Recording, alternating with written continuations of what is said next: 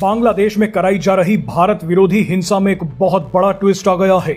जिस व्यक्ति को मारने के लिए बांग्लादेश की जनता पागलों की तरह घूम रही है, जिस व्यक्ति का नाम लेकर बांग्लादेश की सरकार भारत को फंसा रही है, अब वही फैजल करीम मसूद नाम का व्यक्ति अचानक दुनिया के सामने आ गया है। जिस वक्त भारत के विदेश मंत्री एस जयशंकर बांग्लादेश की पूर्व प्रधानमंत्री खालिदा जिया के जनाजे पर पहुंचे, ठीक उसी वक्त फैजल करीम मसूद ने एक ऐसा धमाकेदार वीडियो जारी किया है जिसने बांग्लादेश के साथ साथ पाकिस्तान को भी फंसा दिया है। फैजल करीम मसूद ने भारत को सही साबित करते हुए भारत के ही हाथों में एक बहुत बड़ा सबूत दे दिया है। आपको बता दें कि फैजल करीम मसूद पर ही आरोप था कि इसी ने बांग्लादेश के कट्टरपंथी नेता उस्मान हादी को मारा था। उस्मान हादी की मौत के बाद ही बांग्लादेश में भारत के खिलाफ हिंसक दंगे शुरू हुए। उन्हीं दंगों की आड़ में हिंदुओं की हत्याएं शुरू हो गई। बांग्लादेश की सरकार ने आरोप लगाया कि फैजल करीम मसूद वही अज्ञात हमलावर है जो मोटरसाइकिल पर आकर उस्मान हादी को ठोक गया और फिर भारत में जाकर छुप गया। भारत ने पहले ही दिन से इन आरोपों को फर्जी और आधारहीन बताया था, लेकिन अब तो खुद फैजल करीम मसूद ने बता दिया है कि वो कहां है और उस्मान हादी को किसने मारा है।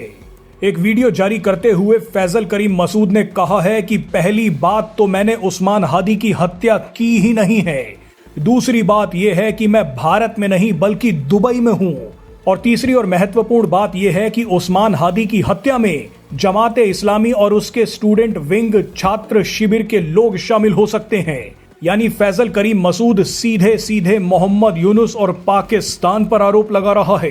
पाकिस्तान इसलिए क्योंकि जमाते इस्लामी का मतलब पाकिस्तान ही है। अब आप ही देखिए कि भारत ने इन लोगों को आजादी दिलवाई, इनका पेट पाला, मुश्किल घड़ी में मदद की, अब वही एहसान फरामोश बांग्लादेशी भारत को ही फंसा रहे हैं। लेकिन इस पेचीदा घड़ी में भी पीएम मोदी बड़ी ही शांति से इस पूरी स्थिति को संभाल रहे हैं। भारत की सिर्फ एक गलती बांग्लादेश को अगला यूक्रेन बना देगी। 3 साल पहले पुतिन ये गलती कर चुके हैं जिसकी कीमत वो आज तक चुका रहे हैं।